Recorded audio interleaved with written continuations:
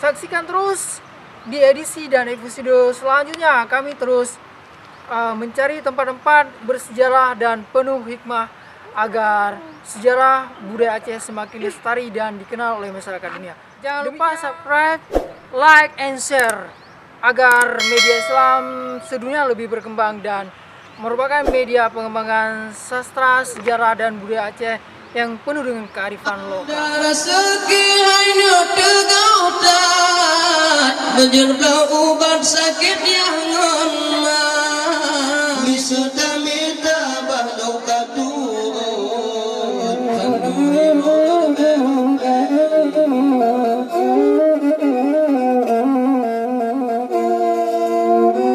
Assalamualaikum warahmatullahi wabarakatuh. Bertemu lagi dengan kami.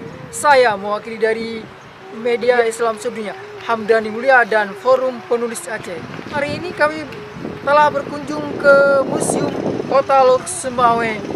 Anda bisa menyaksikan di layar kaca di belakang saya ini sebuah museum yang sangat megah yang bermotif rumah Aceh, dibangun oleh pemerintah Kota Lok Semawe yang tujuannya adalah mengoleksi berbagai benda-benda bersejarah, baik benda-benda adat sejarah Aceh, benda alat-alat perkawinan, kemudian mengoleksi berbagai kitab dan buku. Walaupun kitab dan buku belum begitu banyak, kita melihat bahwa di dalamnya sudah mengoleksi alat-alat seni tradisional Aceh seperti rapai dan alat-alat pertanian. Dan ini merupakan inisiatif yang sangat luar biasa agar para remaja dan generasi muda tidak melupakan sejarah adat istiadat Aceh. Yuk kita melihat lebih jauh dan lebih dekat Museum Kota Lok Semawe. Pemirsa, inilah Museum Kota Lok Semawe. Museum Kota Lok Semawe dibangun persis kebiasaan seperti model rumah Aceh ya. Dimana rumah Aceh ini sangat khas, dimana ada yang namanya rumah indeng. Rumah indeng ini dalam istilah orang Aceh rumah tempat para wanita dan ibu-ibu. Artinya orang Aceh sangat menjaga perempuan agar perempuan ini tidak keluyuran kemana-mana. Disebut dengan rumah indeng, di mana tempat menjaganya kaum perempuan. Kemudian ada serambi, seramo, dan ciri khas rumah Aceh ini kebiasaannya memiliki tangga. Ini bisa kita hitung jumlah tangga 1, 2, 3, 4, 5, 6, 7, 8, 9. Kebiasaan tangga rumah Aceh itu ganjil ya. Kalau bukan 7 mungkin 9. Ini mungkin menciri khas kebiasaan orang Aceh itu yang selalu ada kepercayaan kepada yang ganjil-ganjil, ada hari-hari khusus yang baik dan lain-lain. Nah, di sini kita lihat bagian bawah rumah Aceh ini itu ada dipajang ya. Ini ada berbagai foto yang telah dipajang, merupakan foto-foto bersejarah. Nah, ini menggambarkan bagaimana Kota Lok Semawe tempo dulu.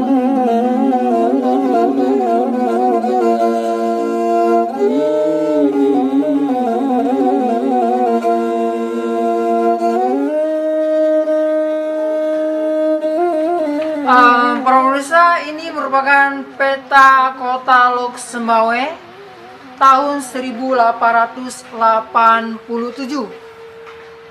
Yang dulu Kota Lok Semawe ini dikenal dengan Teluk Samawi. Itu merupakan sebuah peta yang digambarkan oleh salah seorang penulis dari Belanda, di mana di situ terlihat bahasa Belanda dengan dialek Teluk Semawe. Nah, ini menunjukkan bahwa Teluk Semawe waktu itu atau Kota Lok Semawe di mana memiliki laut yang sangat bagus untuk pelayaran kapal-kapal besar, di mana salah seorang kapten kapal Belanda menyebutkan dalam tulisannya bahwa dia berlayar ke Teluk Samawi atau Teluk Kota Lok Semawe, di mana di situ banyak sekali berlabuh kapal-kapal besar lintas dunia. Ketika denyut ekonomi Teluk Samawi berjaya. Dan inilah dalam peta hari ini bisa kita saksikan di Museum Kota Luxembourg.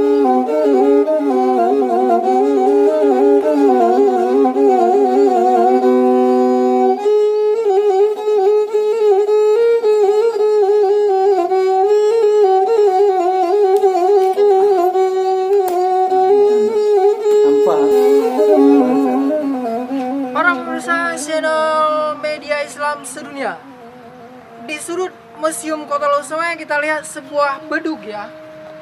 Ini beduk yang sangat terkenal di Nusantara. Kalau di Aceh disebut dengan tambo. Mungkin karena suaranya menggelegar disebut tambo. Nah, tambo ini dibuat dari kulit lembu pilihan ya, yang dibuat oleh para ahli, dan juga dibuat dari kayu tualang ya. Tidak sembarangan orang bisa membuat yang namanya tambo ini.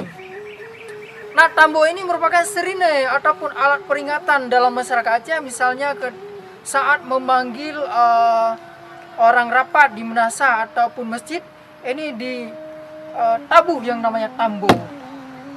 Kalau untuk musyawarah biasanya 3 kali berhenti, ini menandakan itu ada acara-acara penting. Untuk orang meninggal dipukul juga 3 kali berhenti ya. Kalau untuk musyawarah biasanya itu 2 kali. Termasuk membangunkan orang sahur dalam masyarakat Aceh itu ditabuh yang namanya tambo.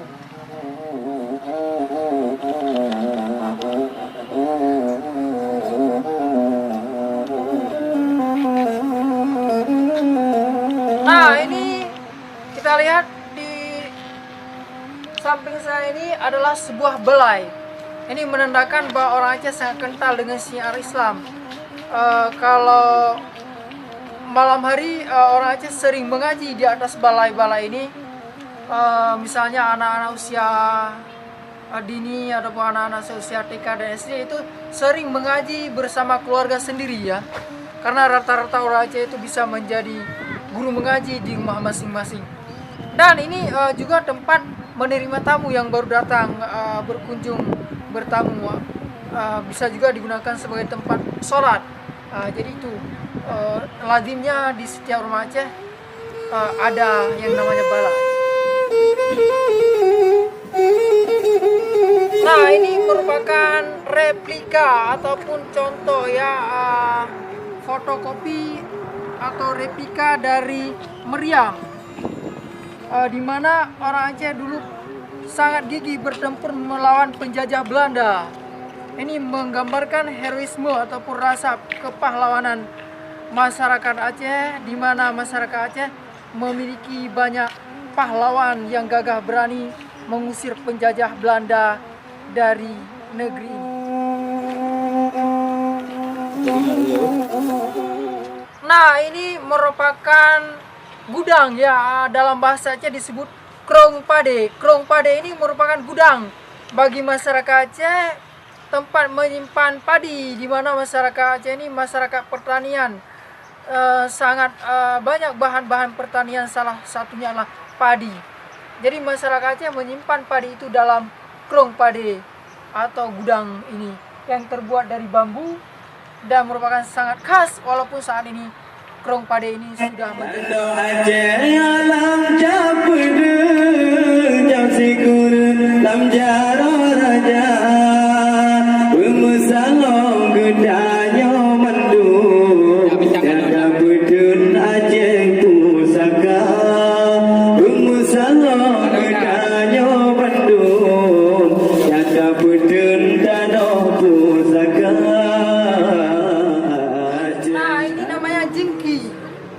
jingki Aceh.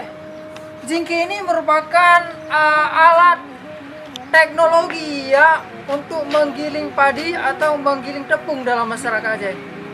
Jadi sebelum kita kenal mesin penggiling yang modern, masyarakat Aceh sudah puluhan tahun yang lalu mengenal yang namanya jingki atau alat penumbuk padi tradisional. Para pemirsa, nonton terus di channel media Islam sedunia. Jangan lupa subscribe, like and share agar media Islam sedunia lebih berkembang dan merupakan media pengembangan sastra, sejarah, dan budaya Aceh yang penuh dengan kearifan lokal. Dan saksikan terus di edisi dan episode selanjutnya, kami terus mencari tempat-tempat bersejarah dan penuh hikmah agar sejarah budaya Aceh semakin lestari dan dikenal oleh masyarakat dunia. Demikian kita tutup. Sampai jumpa. Assalamualaikum warahmatullahi wabarakatuh. Landau Aceh alam jam sikur lam